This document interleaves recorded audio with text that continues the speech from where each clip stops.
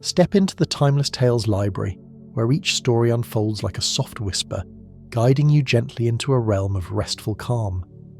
I'm Theodore, your host, and tonight I'll weave a tranquil tale to quiet your thoughts and lull you towards slumber. The Timeless Tales library thrives thanks to the support of listeners like you. If these stories bring you peace, please subscribe to help us keep crafting these serene escapes. As you cozy up, drop a comment below to share where you're tuning in from tonight, and tell us a destination you'd love a story to transport you to. Perhaps Melbourne, Santorini, the Amazon rainforest, or a starlit desert. Your dreams light the way for our little library's glow. This story is about a winter evening at a secluded mountain lodge, where you arrive as the first snow begins to fall. Inside, a fire crackles softly in the hearth, and the world outside transforms into a hushed landscape of white and silver. As rain mingles with snowflakes and the night deepens around you, you discover the quiet magic of a place designed for rest, where every sound and sensation invites you to let go, to breathe deeply, and to find the gentle stillness that lives between waking and dreaming. Now, close your eyes, take a deep breath, and let the worries of the day drift away. Imagine them as tiny specks of dust floating right out of the room. Tonight, you're not in your bed, you're in the Timeless Tales library. The library is a place of infinite possibilities, where every shelf holds a different version of your life. Every book is a chance to explore a path not taken, a dream not pursued, a person you could have been. Tonight's story is your journey through the library. As we turn the first page, let your body sink into the soft comfort of your mattress. Your bed is your private reading nook in the grand, silent expanse of the library. Relax your toes, your fingers, your jaw. Feel the gentle pull of gravity, a comforting weight that grounds you and keeps you safe. Let's begin our journey. The First Snowfall at the Mountain Lodge, a Crackling Fire Sleep Story. The path winds upward through the pines, narrow and carpeted with bronze needles that hush every footfall. You follow it slowly, deliberately, letting the climb settle into your legs and lungs. Your breath rises in pale clouds that linger a moment before vanishing into the cooling air. The afternoon light has softened to that particular amber glow that comes only in late autumn, when the sun hangs low and reluctant, as though unwilling to surrender the day.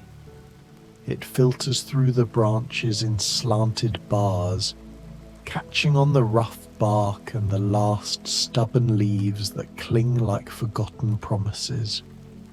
The year is turning toward its quietest season, and you can feel the hush of it in your bones. Above you, the sky's a pale expanse of silver grey, thick and seamless, heavy with the promise of snow. There is no wind yet, only a deep, listening stillness. As you climb higher into the mountains, the air grows thinner, cleaner, almost sharp enough to taste. Pine resin and cold stone and something metallic on the tongue. It feels like the world itself is holding its breath, waiting for the first white exhale. The lodge appears gradually through the trees, never announcing itself all at once, but revealing itself the way a memory does, in gentle, inevitable glimpses. First, a warm glow of lamplight flickering through distant windows, small golden rectangles suspended in the dusk. Then the dark timber of the walls, weathered silver brown and solid against the mountainside, as though the peaks themselves had shaped the beams with their own ancient hands. Finally, the full shape of it emerges, a low, wide building with a steep roof angled to shrug off heavy drifts, stone chimneys rising like sentinels, the way old houses sometimes seem to exhale. It is nestled so perfectly into the fold of the slope that you cannot tell where mountain ends and lodge begins. It looks as if it has always belonged here, as if it grew from the granite and pine the way moss grows from stone. Smoke rises from the eastern chimney in a slow, straight column, unwavering in the still air, thinning as it climbs until it dissolves entirely into the waiting sky. The scent of it reaches you even at a distance. Applewood and oak, slow burning and fragrant, the kind of fire that has been tended with patience. You pause for a long moment on the path, pack settled against your back, and simply look. Here is something about the sight of it that loosens a tight knot low in your chest, a tension you had not realized you were carrying for weeks, perhaps months. The lodge looks exactly like what it is, a deliberate refuge, built by hands that understood solitude and storm, a place designed not for show but for rest, for long nights and quiet mornings, for the kind of healing that only silence and warmth together can offer. As you stand there, the first flakes begin to fall. They are large and slow, almost weightless, drifting down through the motionless air like feathers loosed from some immense white bird far overhead. One brushes your cheek and melts instantly, shocking in its cold purity. Another catches in your lashes. You blink it away and watch the world soften at the edges. They settle on the dark branches of the pines in delicate lattices, on the worn stones of the path where they linger a moment before surrendering to warmth, on your shoulders and the backs of your bare hands where they rest like fleeting blessings. You tilt your face upward, mouth slightly open, tasting snow for the first time this season. The world is being made new and quiet around you, every sharp line blurred, every sound itself muffled as though the mountain has drawn a thick quilt over everything. You continue up the path, boots crunching softly now on the thin white dusting.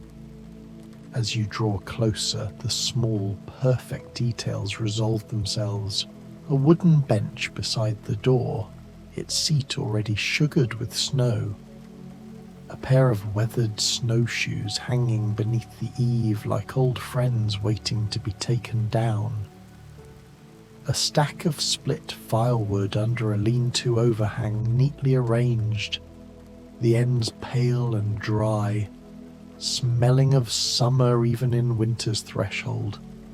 The windows glow with that particular amber warmth that speaks of oil lamps trimmed low and steady, of firelight reflected in polished copper and glass. The door itself is thick dark oak, bound with hand-forged iron hinges gone soft with verdigris, and a simple latch worn smooth by generations of cold hands. When you lift the latch and push, the door swings inward easily, without creak or complaint, as if it has been expecting you for a very long time. The warmth reaches you first, a gentle enveloping wave that slips under your collar and around your wrists and rises to meet your chilled face like an embrace you didn't know you needed. And then the scent, layered and living. Wood smoke. Yes, of course. But beneath it, the clean bite of pine needles crushed underfoot somewhere inside, the faint sweetness of dried lavender and rosemary hanging in bundles from the rafters, the mineral breath of stones that have held a fire all day, the deep comfort of old wool blankets and beeswax candles and generations of quiet evenings. It is the smell of sanctuary, unmistakable and immediate, the kind that makes the shoulders drop and the lungs fill entirely for the first time in miles. You step over the threshold and close the door softly behind you. The latch clicks into place with a small, satisfying sound, final as a promise kept. Outside is outside now, wind and weather and the long road behind you sealed away. Inside, you are held. The main room of the lodge spreads before you, spacious yet somehow intimate, proportioned for gathering and for solitude in equal measure. The ceiling rises high, crossed with massive hand-hewn beams gone almost black with age and smoke, each knot and whirl telling its own slow story. In the centre of the far wall, a large stone fireplace dominates without overwhelming, its hearth wide enough to stand in, its stones darkened by a century of flames. The fire within burns with steady, unhurried heart, logs the colour of honey collapsing gently into beds of ember, sending up the occasional soft pop or sigh. The light it casts is golden and alive, liquid almost, spilling across the wide plank floors worn satin smooth by countless boots and bare feet, dancing over the deep leather of armchairs drawn close, glinting in the curved bellies of copper kettles hung on iron hooks. Shadows sway like friendly ghosts in the corners, and everywhere there is the sense of time slowed, of worries set gently aside at the door along with wet coats and heavy packs. You stand there a moment longer, letting it all settle over you the way the snow is settling outside, and you feel something inside you finally, truly come home. The floor is made of wide planks, worn smooth by countless footsteps over countless years, and scattered across it are thick rugs in deep colours, burgundy and forest green and midnight blue. There are no harsh edges here, no cold surfaces. Everything is soft, warm, welcoming. You move slowly into the room, shedding your coat and hanging it on a hook by the door. Without its weight, you feel lighter somehow, more able to settle into this space. Your boots come off next, and when your feet touch the rug, you can feel the thickness of it, the way it cushions each step. You walk toward the fire, drawn by its light and warmth. As you approach, you see that there are several deep armchairs arranged in a loose semicircle before the hearth, each one upholstered in worn leather or faded velvet, each one positioned at the perfect angle to catch both the warmth of the flames and the view through the windows. You choose one, it doesn't matter which, and sink into it slowly. The chair receives you completely. The cushions are deep and soft. The arms are exactly the right height for resting your elbows, and the back supports you in a way that allows your whole body to let go. You lean back and feel your spine lengthen, your shoulders drop, your jaw unclench. How long has it been since you've been this comfortable? The The fire crackles softly before you, a sound that is both random and rhythmic, both active and peaceful. The flames move in their slow dance, curling and reaching, folding back on themselves, finding new shapes in the burning wood. The logs have been chosen well. They burn with a steady heat that radiates outward in waves you can feel on your face, your hands, the front of your body. Behind you, the room remains cool and dim, but here, in this circle of light and warmth, everything is exactly as it should be. You close your eyes for a moment, just feeling the warmth on your skin, the softness of the chair, the quiet crackle of the fire, and underneath it all, barely audible at first, the sound of rain beginning to fall outside. Not a downpour, but something gentler, a soft, steady patter on the roof, on the windows, on the earth itself. When you open your eyes again, you see it. Beyond the windows, the rain is mixing with the snow in a way that seems almost impossible, almost magical. The flakes are larger now, but the rain falls between them, the two types of water moving through the same space in different forms, different speeds. The rain taps against the glass in an irregular rhythm that somehow becomes regular as you listen, as your breathing begins to match it. In, out, tap, tap, breathe, settle, fall, fall. On the wide windowsill, someone has placed several oil lamps, and their flames burn steadily behind glass chimneys, golden and unwavering. The light they cast mingles with the firelight, creating layers of illumination that seem to breathe with the room itself.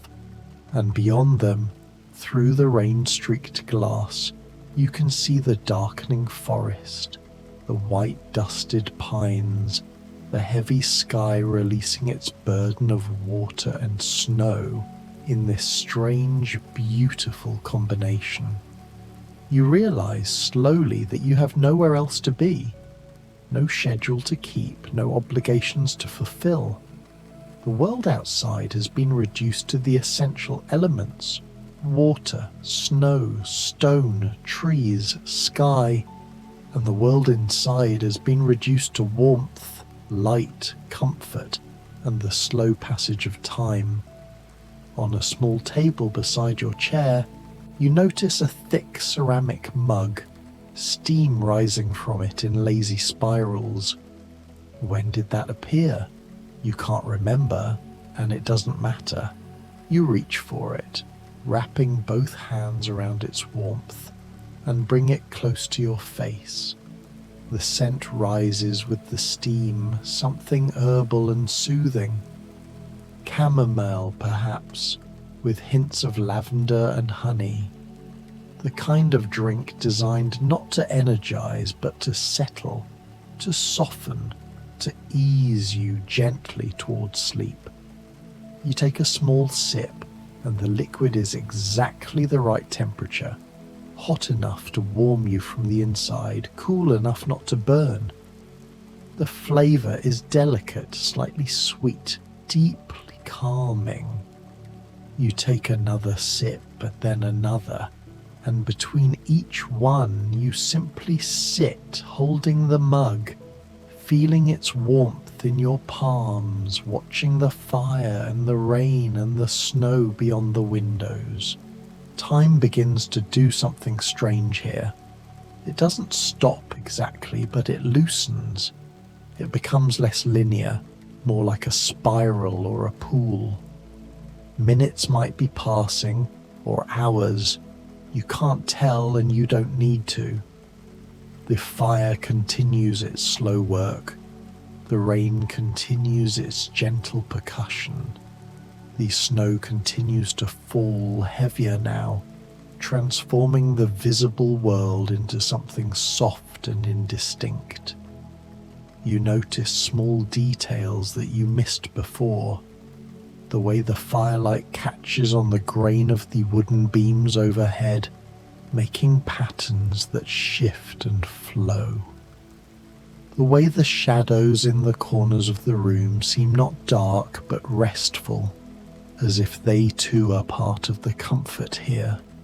The way the air itself seems to hold you, to support you, as tangible as the chair beneath you. There is a bookshelf against one wall filled with volumes that look well read and well loved, their spines faded and their pages soft, but you have no desire to get up and examine them. Reading would require a kind of focus you don't want to summon right now. It is enough to simply know they are there, that this place offers that kind of solace too, if you wanted it. But for now, watching the fire is its own kind of reading. Listening to the rain is its own kind of story. The rain grows a bit heavier, and you can hear it more clearly now, a fuller sound, deeper and more resonant. It drums on the roof in a rhythm that seems to come from somewhere beyond mere weather, somewhere ancient and elemental. It runs down the windows in rivulets that catch the lamplight and turn it into moving gold. It drips from the eaves with a steady hypnotic plink, plink, plink into puddles you cannot see but can imagine, each drop creating its own small circle, its own moment of arrival. And still the snow falls too. You watch it through the window, large flakes now, spiraling down through the rain, the two forms of water coexisting in this strange liminal space. Some of the snowflakes land on the wet ground and melt instantly. Others accumulate, building slowly into a soft white blanket that softens every surface, every edge. You finish your tea. When did that happen? And set the empty mug back on the table with a soft click. Your hands feel warm and slightly tingling, and you fold them together in your lap, one thumb gently stroking the other. The gesture is soothing, meditative. Your body is teaching you how to rest. The fire has burned down slightly. The flames lower now, but no less warm. The logs have shifted as they burned, settling into new configurations, and in the spaces between them you can see the glowing coals, bright orange and red, pulsing slightly as if breathing. The heat they give off is deep and penetrating, the kind of warmth that seeps into your bones and stays there. You shift slightly in your chair, finding an even more comfortable position. Your head rests against the high back, supported perfectly. Your legs are stretched out before you, your feet propped on a small ottoman that appeared when, it doesn't matter. It is here now, and it is exactly what you needed. Your whole body feels heavy in the best way, as if gravity has increased just enough to hold you more firmly, to remind you that you can stop holding yourself together, stop holding yourself up. Through the window, the world continues its transformation. The forest is becoming a study in contrasts, the dark trunks of the pines against the white snow, the silver rain against the charcoal sky. And in the foreground, the glass itself becomes a canvas, the rain drawing temporary patterns that appear and dissolve in an endless, mesmerizing cycle. You think, distantly about the path you climbed to get here. It seems very far away now, not in space, but in time, in state of being. That person who walked up through the pines, were they you? They must have been, but they seem like someone else now. Someone more tense, more burdened. Here, now, you're only this. A body at rest, a mind quieting, a presence held by warmth and light, and the gentle percussion of rain. The shadows in the room have deepened as the afternoon has given way to evening. The fire and the lamps are the only sources of light now, and they create a space that feels both intimate and infinite. The darkness outside presses gently against the windows, not threatening but sheltering, defining the boundaries of this sanctuary. You notice, on the mantel above the fireplace, a collection of objects that speak of other visitors, other moments of rest. A piece of driftwood, smooth and grey. A cluster of pine cones, their scales open and perfect. A small cairn of stones, each one carefully balanced on the one below. A clay cup holding a few dried flowers. Lavender, you think, though their colour has faded to silver grey.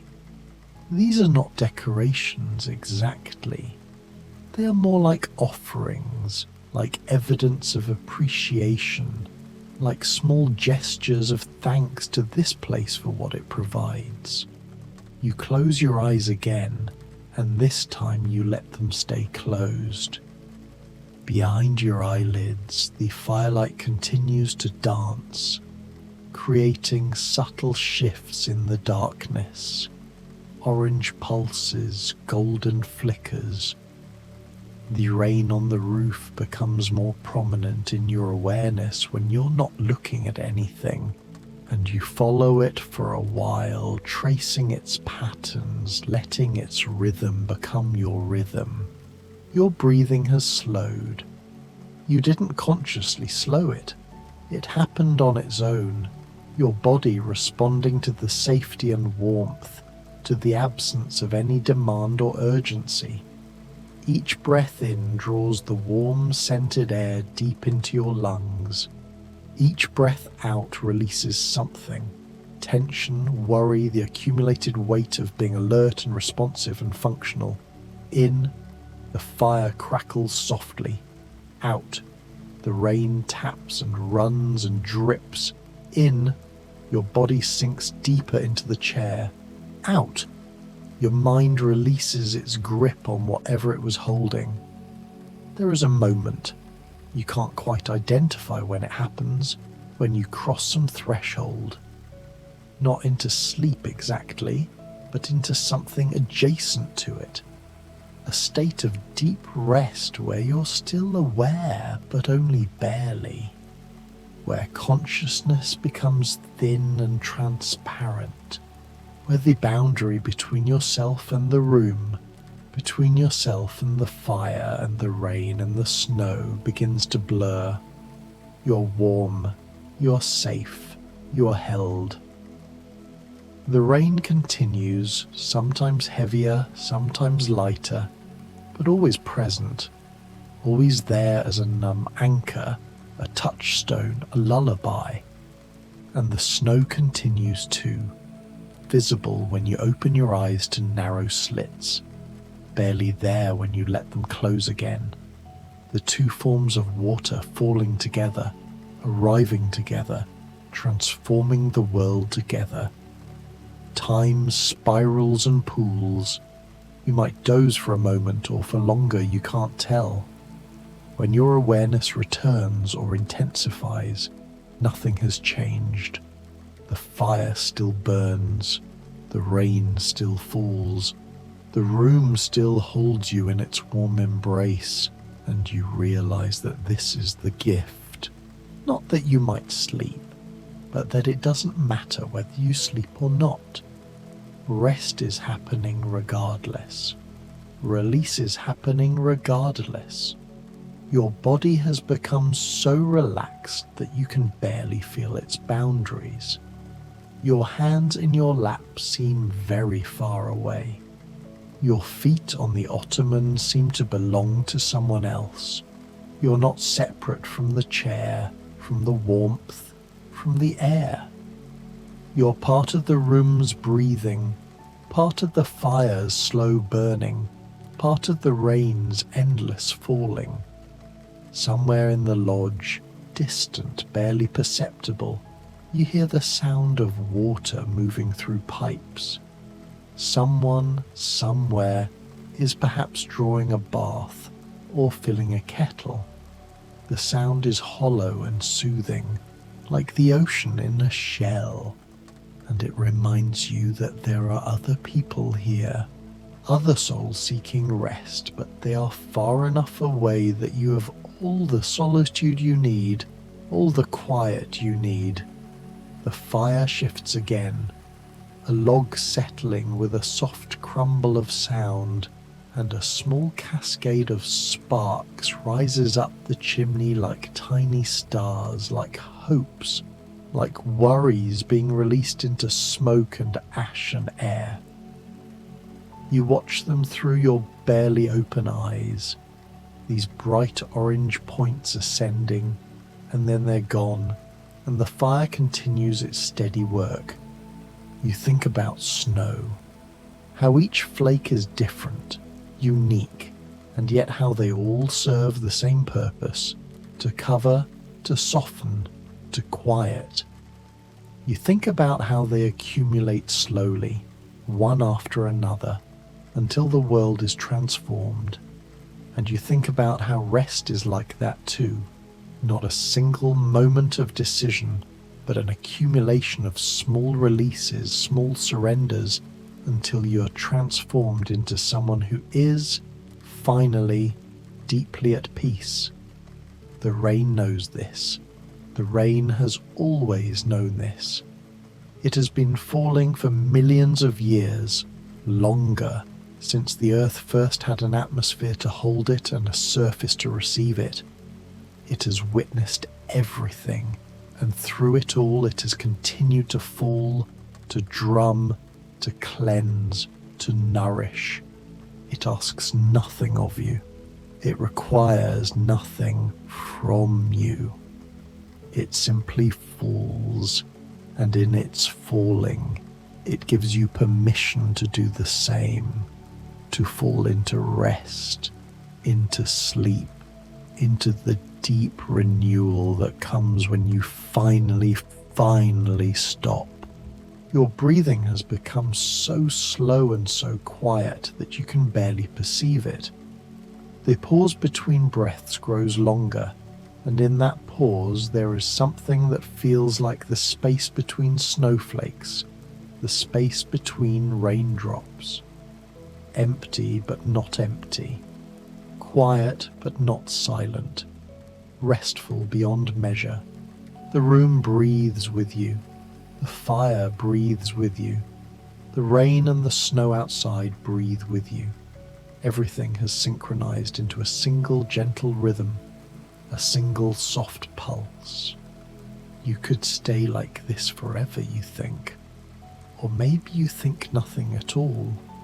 Maybe thinking has given way entirely to being, to simply existing in this moment, this place, this perfect pocket of warmth and safety carved out of the winter night. The darkness outside the windows is complete now, a velvet so absolute it feels solid, as though someone has drawn a thick curtain across the entire sky. No trace of afternoon light lingers, not even the faintest bruise of violet on the horizon. It is fully night, and the world has willingly shrunk to the small golden sphere cast by firelight and lamplight. The window panes have become mirrors.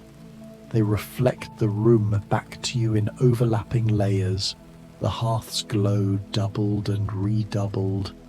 The seated figure in the deep armchair softened at the edges, the shadows themselves seeming to lean in with affectionate curiosity. Yet the glass remains mercifully thin. Through those same reflections you can still see the weather moving. Snow falls in slow, deliberate silence, each flake catching the lamplight for a heartbeat before vanishing into black. Rain falls with it, a steady silver hiss against the panes, sometimes catching the fire's reflection so that tiny orange flames appear to dance on the wet glass. The dark shapes of the pines stand motionless, patient sentinels, their branches already bowed under fresh white weight, holding the night up the way a mother holds a sleeping child. On the low table beside your chair, the empty mug cools. Steam no longer rises, but the stoneware still radiates a gentle warmth against your palm when you brush it absently. In the shifting firelight you notice, really notice for the first time, the faint pattern of leaves etched into its surface. Oak and maple, delicate veins traced in a glaze the colour of forest moss. Someone long ago sat at a wheel and coaxed this shape from clay. Someone dipped a fine brush and painted those leaves with steady, loving strokes. Someone carried it to a kiln and trusted fire to make it enduring. The mug has outlived its maker, perhaps by decades, yet it still performs its quiet ministry, holding heat, passing comfort from hand to hand across years you will never know. The thought settles in your chest like a small bird coming home to roost, tender and wondering. Your gaze drifts back to the hearth. A stout log of apple wood has burned through its heart and parted with a soft sigh into two glowing halves, each still fiercely alive at the core. The flames have changed their nature entirely. They are lower now, almost secretive, flickering in shifting blues and violets at the edges, gold only where they touch the coals. This is the deep fire, the patient one, the fire that remembers winters past and plans to outlast this one too. It will burn quietly for hours yet, giving off more heat than light, keeping the stones warm long after the tall flames have surrendered. Embers pulse like slow heartbeats beneath the grate, and every so often one winks brighter, sending up a brief constellation of sparks that die before they reach the chimney. Outside, rain and snow have found a perfect, impossible balance. They fall together without rivalry, rain in fine, slanting needles that tick against the glass, snow in wide, unhurried flakes that seem to float rather than fall. Neither dominates, both contribute to the same slow alchemy. You can almost feel the mountain changing under their combined touch, sharp edges softening, harsh lines erased, the entire slope being tucked in for the long night. By morning the world will wear an entirely new face, bright and blinding and strangely innocent, as though it has forgotten every hard thing that ever happened upon it. But that is tomorrow, shimmering and unreachable. Tonight there is only the patient falling, the gentle covering, the sound of water returning to earth in every form it knows. Your eyelids have grown impossibly heavy, not with the brutal weight of exhaustion, but with something far kinder, the luxurious gravity of contentment. It is the heaviness of a body that has walked far, eaten simply, and now recognizes without shame or apology that it is allowed to stop. You do not resist. There is nothing left to resist. You let your eyes close fully, surrendering the last thin thread of vigilance. The images you have been hoarding all evening, firelight rain streaks, slow white drifting, remain perfectly vivid behind your lids, printed there like photographs developing in the dark. They no longer need your watching. They have become part of the inner weather. The sounds continue, intimate and unceasing. The fire's small vocabulary of pops and sighs. The rain steady as a mother's heartbeat against the roof. And beneath both, deeper than both, the profound silence that belongs only to new snow. A hush so complete it feels like listening to absence itself.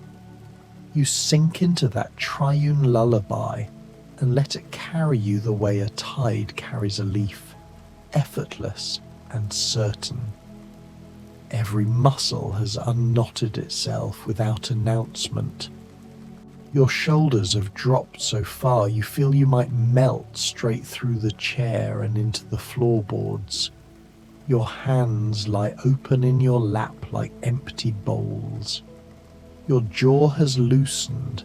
Your brow is smooth as still water. You have become porous, permeable, soft as the snow now piling against the doorstep. Far off, the wind begins its nightly rounds through the pines. It is not the fierce wind of storms, but something gentler, almost playful. A slow inhalation that lifts the branches, a languid exhalation that lets them settle again. It moves from ridge to ridge, carrying the high, resinous scent of snow-laden needles and the cold, mineral breath of stone that has never known sun. The smell finds the small gaps around the door, slips inside, and mingles with wood smoke until the entire room seems to breathe with the mountain. Yet you are not cold. You are cocooned by the fire's steady radiance, by the chair's deep embrace, by the thick wool blanket someone laid across the arm hours ago as if they knew you would eventually need it. You are held by the rain's patient percussion, by the snow's silent forgiveness, by the immense, indifferent tenderness of the night itself. The last clear sensation is gratitude, not pointed at any one thing, but rising like warmth from your sternum, wordless and wide. Gratitude for the mug that held tea and still holds faint heat. Gratitude for the fire that asks nothing in return. Gratitude for the roof that keeps its ancient promise. Gratitude for the body's wise surrender, for the heart's quiet yes. Then even gratitude loosens its edges and dissolves, becoming simply openness, simply allowing. Thought stops, feeling stops clutching. There is only breath, slow and tidal, each exhale a little longer than the last, until the pause between breaths becomes a country you're willing to live in forever. The room expands to hold you. The darkness folds itself around you like wings. The rain keeps singing its oldest song, the one it learned when the first rivers were new, and you, carried at last beyond the need for carrying, drift downward through layers of warmth and hush into a sleep as deep as the mountain itself. The fire glows on, a small, steadfast heart. The rain falls. The snow covers everything gentle and implacable, and you finally blessedly wholly sleep.